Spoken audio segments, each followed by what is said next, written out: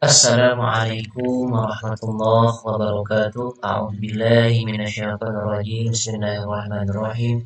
Alhamdulillahirabbil alamin wal 'aqibatu lil muttaqin wala udwana illa 'alal zalimin. Wassalatu wassalamu ala asyrofil anbiya'i wal mursalin sayyidina Muhammadin wa ala alihi washabbihi ajma'in. Bertemu kembali pada video pembelajaran kajian kitab kuning, yang mana pada pembelajaran hari ini kita masih akan belajar tentang seputar kitabnya Tijan Ad-Darori, yang mana kitab ini merupakan salah satu dari kajian kitab Tauhid. Pada pertemuan kali ini, melanjutkan dari materi sebelumnya, kita akan belajar tentang sifat wajib di Allah, yang pada pertemuan kali ini sudah memasuki pada sifat bako dan mukhalafatil hawadis. Langsung saja kita ke pembahasan yang ada di dalam kitabnya. Bismillahirrahmanirrahim. Wa yazibu fi haqqihi ta'ala al-baqa, ya, al-baqa'u, dan wajib pada haknya Allah Subhanahu wa taala itu bersifat baqo, ya.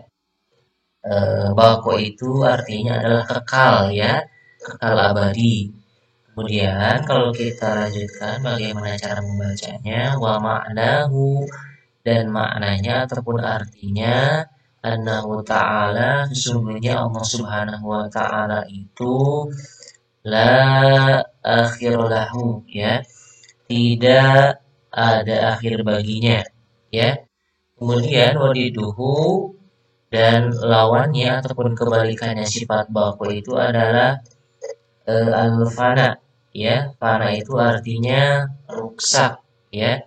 Wa dalilu, dan dalilnya ala dalika, bahwa Allah itu bersifat bako, annahu laukana fanian, ya, annahu laukana fanian, dan dalilnya bahwa Allah itu bersifat bako adalah annahu, sesungguhnya bahwa Allah itu bersifat bako adalah sesuatu yang rusak, ya, fanian, sesuatu yang rusak, lakana hadisan, ya, maka tentunya Allah itu adalah sesuatu yang baru, wahwa mahalun, dan itu adalah mustahil ataupun tidak bisa diterima oleh akal, ya. Jadi sifat bako itu adalah sifat yang ketiga wajib pada Allah Subhanahu wa taala, dan kebalikannya adalah fana, artinya rusak, ya. Dan dalilnya bahwa Allah itu bersifat bako, annahu laukana fanian lakana hadisan wahwa mahalun. Seandainya Allah Subhanahu wa taala adalah sesuatu yang rusak, ya, maka tentunya Allah Subhanahu wa taala adalah sesuatu yang hadisan, yaitu baru, dan wahwa mahalun, dan itu tidak bisa diterima oleh akal ataupun hal yang mustahil. Kemudian kalau kita masuk ke dalilnya, ya, bahwa Allah itu bersifat bako yang ada di dalam Al-Quran, yaitu kita lihat ke surat Ar-Rahman ayat 26 dan 27, dan surat Al-Qasas ayat 88. Allah Subhanahu wa taala berfirman di dalam Al-Quran, kullu man 'alaiha fan, semua yang ada di bumi itu akan binasa, wa yabqa wajhu rabbika dzul jalali wal ikram, dan tetap kekal zat Tuhanmu yang mempunyai kebesaran dan kemuliaan. Ini adalah dalil nakli bahwa Allah itu bersifat bako, ya. Di dalam Al-Quran pun sudah disebutkan bahwa Allah itu pasti akan kekal abadi selama-lamanya, makanya bersifat bako, hal yang sifat yang wajib di haknya Allah Subhanahu wa taala. Kemudian yang kedua ada pada surat Al-Qasas, ya, wala tad'u ma'allahi ilahan akhara la ilaha illa huwa kullu syai'in halikun illa wajha lahul hukmu wa ilaihi turja'un.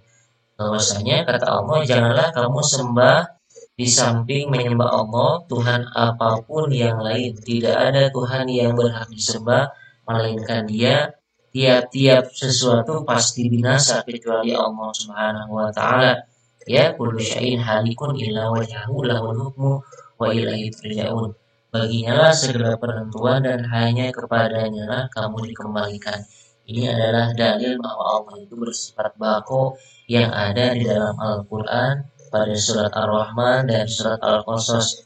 Tentunya kita harus, jadi kitab ini adalah suatu kitab yang berisi tentang tauhid. Tauhid itu adalah bahwa kita itu harus mempunyai keyakinan yang sebenar-benarnya kepada Allah Subhanahu wa taala, bahwa Allah itu adalah ada, dan sifat yang wajibnya itu adalah, yang wajib kita ketahui adalah ada 20, ya. Kemudian kita pembahasan selanjutnya yang ada di dalam kitabnya Tijan Ad-Daruri, ya. Lanjutannya, wa yajibu bihaqihi ta'ala al-mukhalafatil hawadis, ya. Dan wajib pada haknya Allah Subhanahu wa taala itu bersifat mukhalafatul hawadisi. Apa itu mukhalafatul hawadis? Yaitu berbeda dengan makhluknya. Jadi Allah itu tidak sama dengan makhluknya. Makanya Allah wajib bersifat mukhalafatul hawadis, yaitu berbeda dengan makhluknya. Wa ma'nahu, dan maknanya ataupun artinya, annahu ta'ala, sesungguhnya Allah Subhanahu wa taala itu laisa mumasalanil hawadisi, ya. Sesungguhnya Allah Subhanahu wa taala itu tidak menyerupai kepada segala hal yang bersifat baru ataupun makhluk, ya. Jadi Allah itu tidak menyerupai kepada segala hal yang bersifat baru ataupun makhluk, ya. Ini adalah artinya ataupun maknanya bahwa Allah itu bersifat mukhalafatul hawadis, ya. Kemudian lanjutannya, falaisa lahu yadun, ya. Falaisa lahu yadun, maka Allah itu tidak memiliki tangan. Kemudian wala ainun, Allah itu tidak memiliki mata, ya. Wala udunun, Allah itu tidak memiliki telinga, ya. Wala ghairu dzalika min sifatil hawadis, ya. Dan tidak pula memiliki yang lainnya dari sifat-sifat makhluk, ya. Jadi Allah itu berbeda dengan makhluknya, ya. Kalau kita lihat kan kita mempunyai mata, mempunyai telinga, mempunyai mulut, ya. Berbeda dengan Allah Subhanahu wa taala, bahwa Allah itu tidak mempunyai tangan, yadun, wala ainun, tidak mempunyai mata, ya. Kemudian wala udunun, tidak mempunyai telinga, dan sesuatu yang ada di dalam makhluk itu tidak serupa dengan Allah Subhanahu wa taala, ya. Kemudian wadiduhu, ya, wadiduha al-mumasalah, ya. Kebalikannya, bahwa Allah itu bersifat mukhalafatul hawadis adalah al-mumasalah, yaitu adalah menyerupai, ya.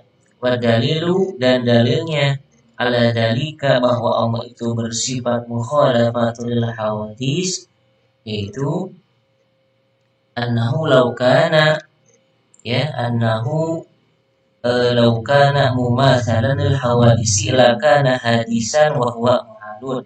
Dalilnya bahwa Allah itu bersifat mukhalafatul hawadis adalah tidak menyerupai makhluk, adalah seandainya Allah itu memiliki keserupaan dengan makhluknya, ya. Annahu laukana mumatsalan lil hawadis, seandainya Allah itu menyerupai keserupaan dengan makhluknya, ya, lakana, ya, maka tentunya Allah itu hadisan adalah sesuatu yang baru, ya. Wahwa muhalu, dan hal itu adalah tidak bisa diterima oleh akal ataupun adalah hal yang mustahil, ya.